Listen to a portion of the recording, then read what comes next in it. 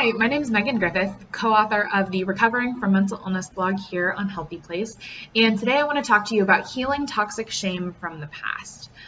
So I'm fairly new to this entire concept of shame being really toxic and coming from your past and being internalized in your core beliefs about yourself.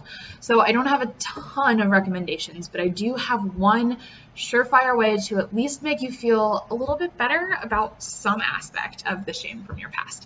And that is to reclaim the words that were used to hurt you. This is something I'm trying really hard to do with one particular word right now. I'm sort of taking things one at a time. But this word is dramatic. A lot of people with mental illnesses get called dramatic, I think.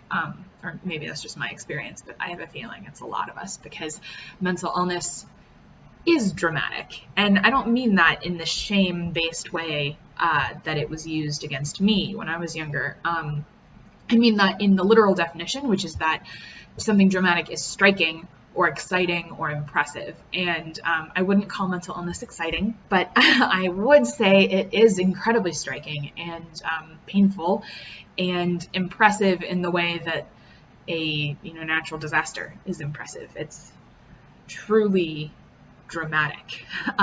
So we get called dramatic a lot, but not in a sort of neutral way, not in a, wow, that is a really dramatic way to feel. I'm sorry you're feeling that intensely. That's terrible. It's usually used more along the lines of, why are you being so dramatic? That's a ridiculous reaction to the situation and you're wrong. At least that has been my experience with the word dramatic. But part of the process of healing from toxic shame is realizing that the words that were used to hurt you, don't have to be that way. So I am learning that dramatic is not a bad word and it's not a bad thing for me to be dramatic. In fact, being dramatic, I think is probably one of my bigger strengths, which is very strange for me to admit, and I would not be able to talk about this at all like a year ago even. But being dramatic lends itself really well to being funny and empathetic and communicative.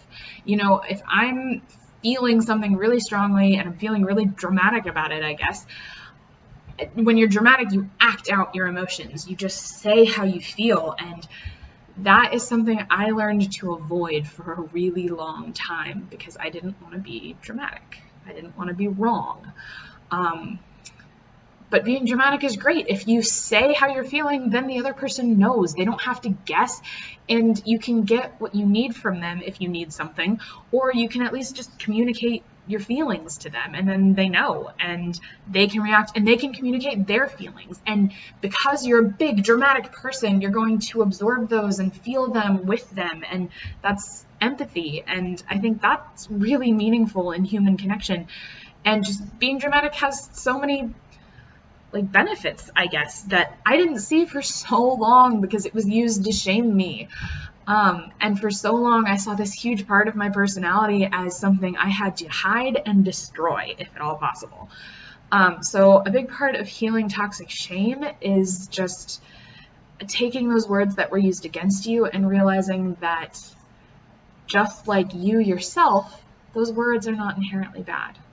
Being dramatic is not bad, and being you is not bad. You are just a person. You are neutral. And if you live with a lot of toxic shame, neutral is way better than what we usually naturally think of ourselves. So that's my advice for healing toxic shame from the past. Reclaim those words that hurt you. Take them back. Realize that they were used against you. They were not used properly. They were not used to build you up or encourage you like they should have been. And just because other people use them that way doesn't mean that you have to. You can find good in those words, and you can find good in yourself.